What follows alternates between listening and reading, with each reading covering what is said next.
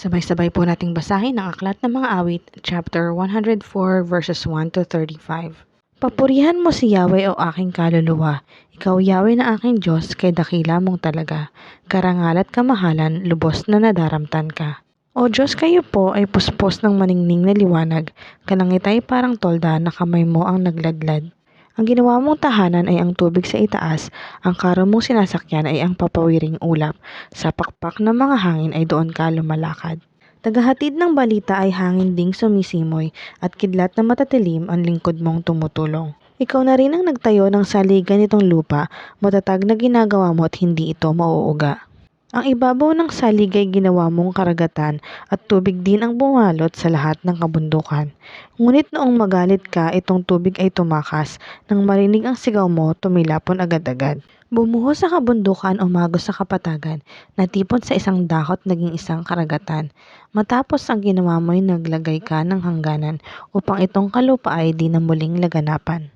Lumilikha ka ng ilog na patungong kapatagan, sa gilid ng mga burol umaagos na marahan.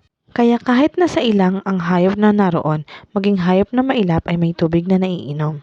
Sa naroong kakahuyay umaawit na masaya, mga iboy nagpupugad sa malabay nilang sanga. Magmula sa kalangitan, mga bundok ay nadilig, ibinuhos ang pagpapalat lumaganap sa daigdig. Tumubo ang mga damong pagkain ng mga baka, nagkaroon ng halamang masaganang namumunga. Ano pat ang mga tao ay may pagkaing nakukuha. Mayroong ubas na inumin kaya tao ay masasaya, may langis pa ng olibong nagdudulot ng ligaya, at tinapay na pagkaing pampalakas sa tuwina. Ang mga kahoy ni Yahweh masaganang nadidilig, mga sedar ng Lebanon kayo mismo ang nagtanim. Sa malagong mga puno at malalabay nitong sanga, mga iboy nagpupugad, doon sila tumitira. Yaong mga kambing gubat nagkalat sa kabundukan, sa bitak na mga bato ang kuneho nananahan.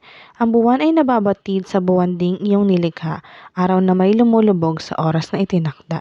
Lumikha ka nitong dilim at gabi ang itinawag, kung gumabi gumigising ang hayop na maiilap. Umuungal itong leon samantalang humahanap ng kanyang makakain na sa Diyos din nagbubuhat. Kung sumapit ang umaga, dala nito kanyang huli. Pumupunta sa taguat, doon siya nangungubli. Samantalang itong tao humahayo sa gawain, sa paggawang walang tigil inaabot na ng dilim. Sa daigdig ikaw, Yahweh, kay rami ng iyong likha, pagkat ikaw ay marunong kaya ito ay nagawa. Sa dami ng nilikha mo'y nakalatan itong lupa. Nariyan ang mga lawat malawak na karagatan, malalakit maliliit na isda ay di mabilang. Iba't ibang mga bapor ang dito ay naglalakbay, samantalang ang Leviatang nilikha mo'y kaagapay. Lahat sila'y umaasa, sa iyo ay nag-aabang, umaasa sa pagkain na kanilang kailangan. Ang anumang kaloob mo ay kanilang tinatanggap, mayroon silang kasiyahan pagkat bukas ang iyong palad. Kapag ika'y lumalayo, labis silang nangangamba, takot silang mamatay kung lagutin mo ang hininga, mauuwi sa alabok pagkat doon sila mula. Taglay mo ang katangiang buhay nila ay ibalik, bagong buhay ay dulot mo sa nilikha sa daigdig. Sana ang iyong karangal ay manatili kailanman, sa lahat ng iyong likha ang madamay kagalakan. Nanginginig ang nilikha kapag titig mo sa daigdig, ang bundok na hipuin mo'y umuusok, nagiinit. Aawitan ko si Yahweh, palagi kong aawitan, siya'y aking pupurihin habang ako'y nabubuhay. Ang awit ng aking puso sana naman ay kalugdan, pagkat ako'y nagagalak, nagpupuri sa may kapal. Ang lahat ng masasama sana'y alisin sa daigdig, ang dapat ay lipulin na upang sila ay maalis. Si Yahweh ay purihin mo, aking kaluluwa, purihin si Yahweh.